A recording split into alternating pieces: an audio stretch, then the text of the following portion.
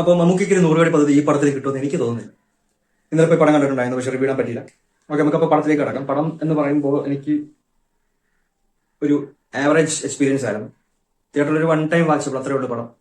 മഹേഷ് നാരായണന്റെ എല്ലാ പടങ്ങളും പോലെ തന്നെ ഇതിനകത്തും ഒരു വലിയ ഒരു സോഷ്യൽ ഇഷ്യൂസ് എടുത്തിട്ടിട്ട് അത് വെച്ചിട്ടാണ് കഥ പറഞ്ഞു പോകുന്നത്. ഒരു വലിയൊരു കാസ്റ്റ് തന്നെയുണ്ട്. എല്ലാവർക്കും അറിയാവുന്ന പോലെ തന്നെ ലാലേട്ടൻ മമ്മൂക്കയും കൂടെ 13 വർഷങ്ങൾക്ക് ശേഷം ഒരുമിച്ച് അഭിനയിക്കുന്ന ഒരു സിനിമയാണ്. കുബയുണ്ട്, കുഞ്ചാക്കോ ബോബനുണ്ട്, ഫാസിലുണ്ട്, രേവതിയുണ്ട്, നയൻതാരയുണ്ട്. ഇത്രയും വലിയൊരു കാസ്റ്റ് ഇട്ടിട്ടും മഹേഷ് നാരായണൻ ഒന്നും ചെയ്യാൻ പറ്റിയില്ല എന്നുള്ളതാണ് ഏറ്റവും വലിയ വിഷമം. ഇതിലും ഫോഴ്സ്ഫുള്ളി ഇനി ആൻഡോയുടെയൊക്കെ പരിപാടിയാണെന്ന് എനിക്ക് അറിയത്തില്ല.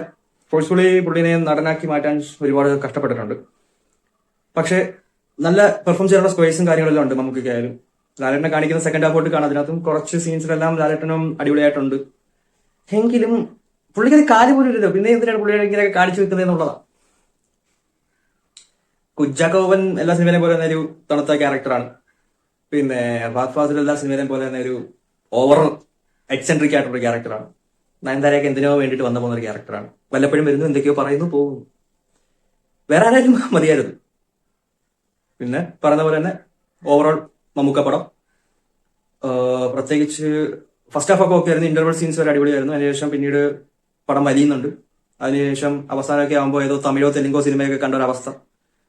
അച്ഛൻ മകൻ തമ്മിലുള്ള പ്രശ്നങ്ങൾ. പക്ഷെ എനിക്ക് മറ്റൊരു സീനില്ലേ, മറ്റേ 3 കിങ്സ് സിനിമയിലെ സലീം കുമാറിന്റെ മറ്റേ സീനില്ലേ, മറ്റേ ഹലോ നിങ്ങൾ ആ ബട്ടൺ അമർത്താൻ പാടില്ല, എനിക്ക് ആ സീനൊക്കെ ഓർമ്മ വന്നത്. അത് നിങ്ങൾ പടം കാണുമ്പോൾ മനസ്സിലാവും.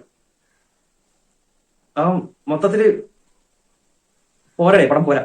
സ്ക്രിപ്റ്റ് ഒക്കെ ഭയങ്കര മോശമാണ്. അവസാനമൊക്കെ സമയത്ത് എന്തൊക്കെയോ ആയി തീരുന്നുണ്ട്. വെറുതെ ഓരോ ക്യാരക്ടേഴ്സിനെയൊക്കെ കൊണ്ടുവന്നിട്ട് കോമഡി ആക്കി കളഞ്ഞു. ഇനിയിപ്പോ പറയേണ്ടതായിരുന്നു.